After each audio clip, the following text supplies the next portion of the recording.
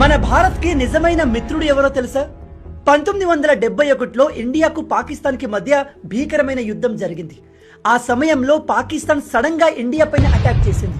మన ఇండియా కూడా పాకిస్తాన్ పైన కౌంటర్ అటాక్ చేసింది. అప్పుడు కూడా పాకిస్తాన్ తో కంపేర్ చేస్తే మన ఇండియా చాలా స్ట్రాంగ్ గా ఉండేది. అందుకని పాకిస్తాన్ వేరే దేశాల సహాయాన్ని కోరింది. షాకింగ్లీ ఆ సమయంలో అమెరికా, యూకే అండ్ చైనాలు పాకిస్తాన్ ని సపోర్ట్ చేశాయి.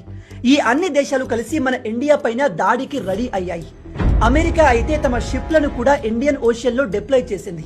సముద్రం ద్వారా కూడా ఇండియాను అటాక్ చేద్దామని. ఒక రకంగా ఆ సమయంలో మోస్ట్ పవర్ఫుల్ కంట్రీస్ అన్ని ఇండియాకు అగెన్స్ట్ గా నిలబడ్డాయి. అప్పుడు మన ఇండియాను కాపాడడానికి ఒక నిజమైన మిత్రుడు వచ్చాడు. అదే రష్యా.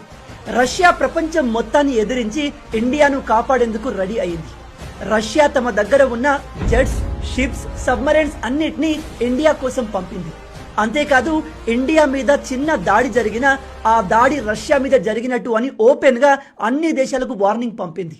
ఆ వార్నింగ్ కి అమెరికా, యూకే, చైనాలు తోక ముడిచి పారిపోయాయి. కష్టకాలంలో మనకు సహాయం చేసిన వారిని ఎన్నటికీ మర్చిపోకూడదు.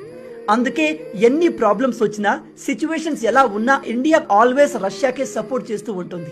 మీలో ఎంతమంది ఈ విషయాన్ని కొత్తగా తెలుసుకుంటున్నారు?